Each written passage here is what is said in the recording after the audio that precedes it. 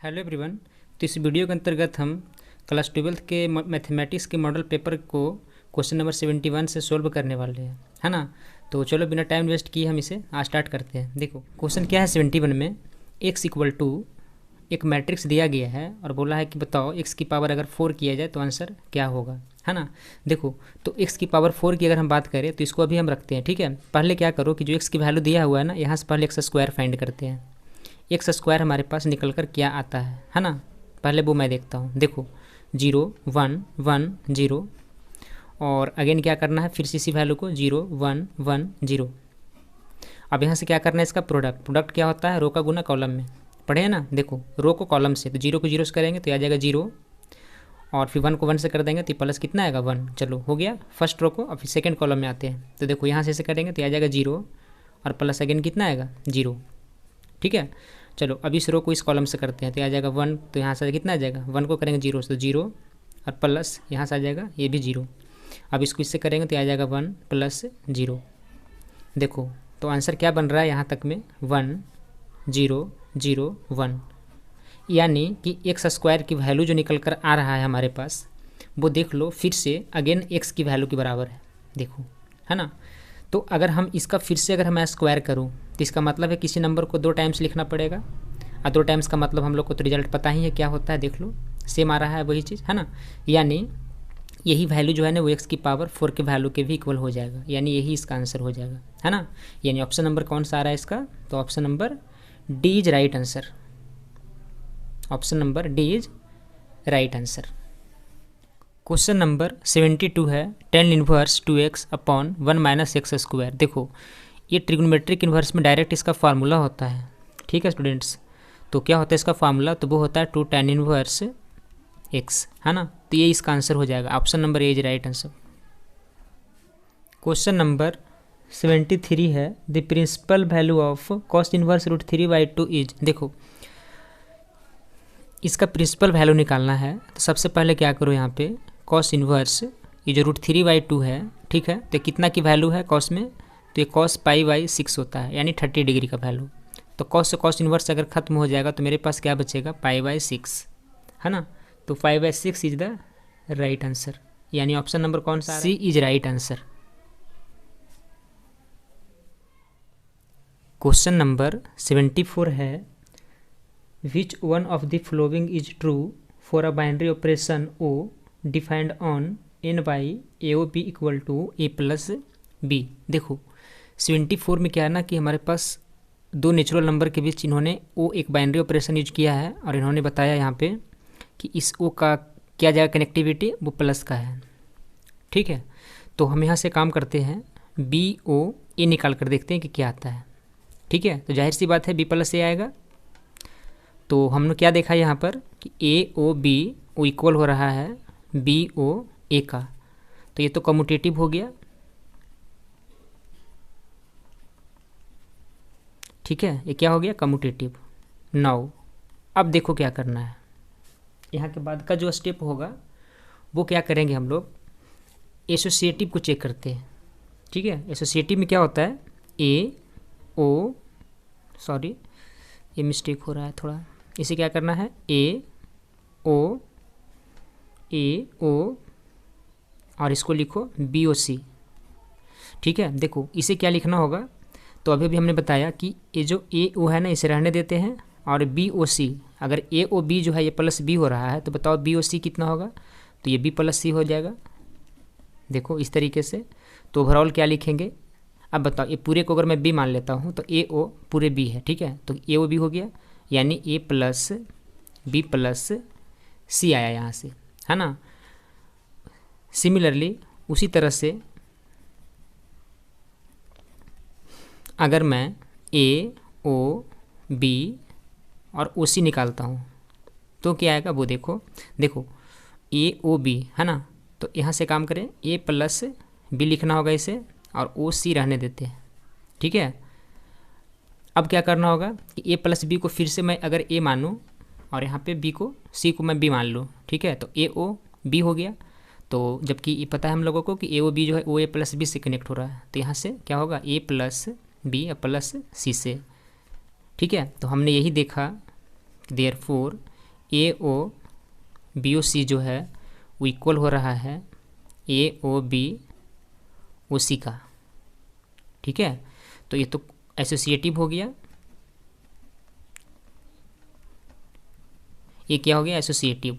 तो देखो अपने पास जो ऑप्शन दिया हुआ है वो क्या लिखा है, operation is both associative and commutative. Operation second option है operation is associative but not commutative.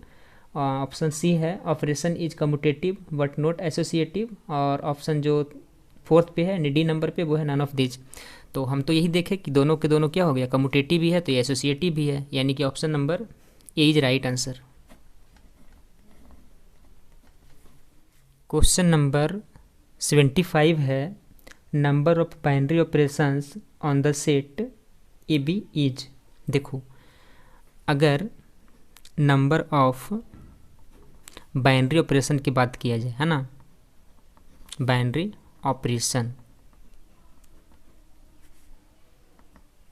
Operations, ठीक है, तो इसका जो है ना एक फार्मूला होता है, वो फार्मूला मैं यहाँ लिख रहा हूँ, ये होता है n की पावर n स्क्वायर।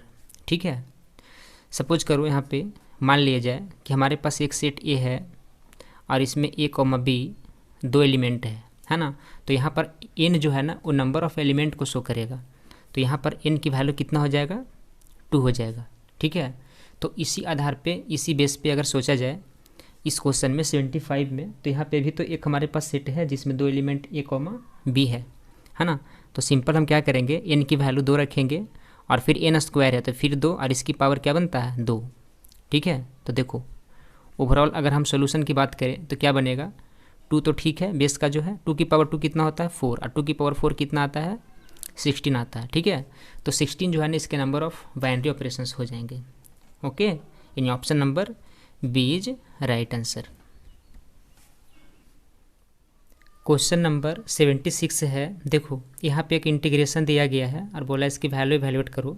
तो चलो एक्स स्क्वायर का जो इंटीग्रेशन होता है हमने क्या बताया था, एक्स क्यू वाई क्या हो जाएगा 3 और लिमिट फ्रॉम 2 to 3 है ना, ऐसे है ना।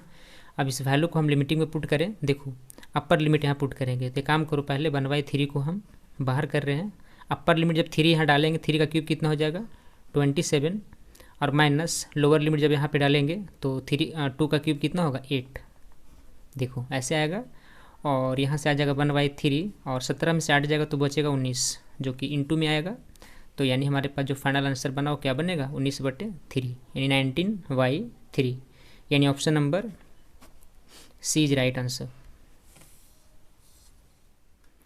क्वेश्चन नंबर 77 है if plane x plus y plus z equal to 2 is parallel to the line x minus 2 upon a equal to y minus 3 upon b equal to z minus 4 upon c, then देखो कहने का मतलब ये है कि हमारे पास दो equation है, ठीक है, जिसमें से फर्स्ट इक्वेशन ये रहा, ये प्लेन का इक्वेशन है, एक इसका इक्वेशन है प्लेन का, और ये जो हमारा है वो क्या है एक लाइन का इक्वेशन है। ठीक है, अब कह रहा है कि ये जो प्लेन है ना वो इस लाइन का क्या है पैरेलल है। तो देखो हमने बताया था कि जब कोई प्लेन का इक्वेशन, ठीक है, यानी कोई प्लेन अगर किसी लाइन का पैरेलल होता है तो वहाँ से क्या बताए थे हम कि a1 a2 plus b1 b2 plus c1 c2 वो 0 की इक्वल होना चाहिए बस। जहाँ पे a1 a2 b1 b2 c1 c2 क्या था, तो इस प्लेन का a1 a2 a1 b1 c1 इसका डायरेक्शन रेशियो था और यहाँ पे a2 b2 c2 लाइन वाला का डायरेक्शन रेशियो था। ठीक है, तो देखो यहाँ से मैं अगर a1 की बात करूँ तो a1 का मतलब कोफिशिएंट ऑफ x कितना आ जाएगा 1 और इंटू a2 कितना है यहाँ पे a है तो ये लिखेंगे प्लस b1 की वैल्यू कोफिशिएंट ऑफ y लेते हैं जो कि 1 है और b2 कितना लेंगे यहाँ पे जो कि b है, प्लस c1 c2 कितना है कोफिशिएंट ऑफ z जो कि 1 है और c2 हमारे पास क्या है c है, इक्वल टू कितना आना चाहिए 0। तो अगर यहाँ पे इसको सिंप्लीफाई कर दे तो ये आ जाएगा a plus b plus c equal to 0, है ना। तो इस क्वेश्चन का आंसर हो जाएगा option number A is right answer. Question number 78 है if lines x minus 2/a1 equal to y minus 3/b1 equal to z upon c1, है ना, and x minus a two upon alpha equal to y minus b two upon beta equal to z minus c two upon gamma are parallel then.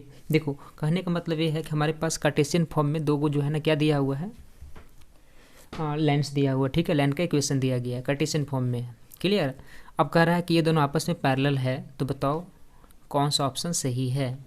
ठीक है, देखो हमने पढ़ाया था कि जब दो लाइन आपस में एक दूसरे का क्या होता है, पैरेलल होता है, तो वहाँ से बताया गया था कि उसका डायरेक्शन रेशियो जो है ना वो क्या हो जाता है, प्रोपोर्शनल हो जाता है।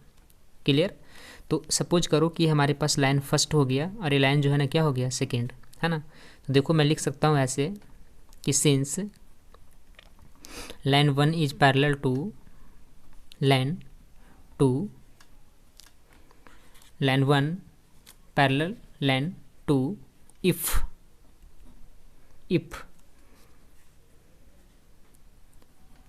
Direction ratios of one and two will proportional. देखो यानी लाइन वन जो है टू के क्या होगा, पैरेलल होगा। कब, तो इफ वन मतलब डायरेक्शन रेशियो वन का लेंगे और टू का लेंगे, दोनों को प्रोपोर्शनल दिखा देंगे। ठीक है, तो बताओ इसका डायरेक्शन रेशियो क्या है, ए वन बी वन सी वन और इसका क्या अल्फा बीटा गामा। ठीक है, तो प्रोपोर्शनलिटी दिखाना है तो क्या लिखोगे यहाँ पे, A one by alpha, B one by beta और सी वन बाई गामा। ठीक है, तो ये इसका आंसर हो जाएगा, option number B is right answer. Question number 79 है vector i dot vector j cross vector k. देखो इसको किस तरह से बनाएंगे।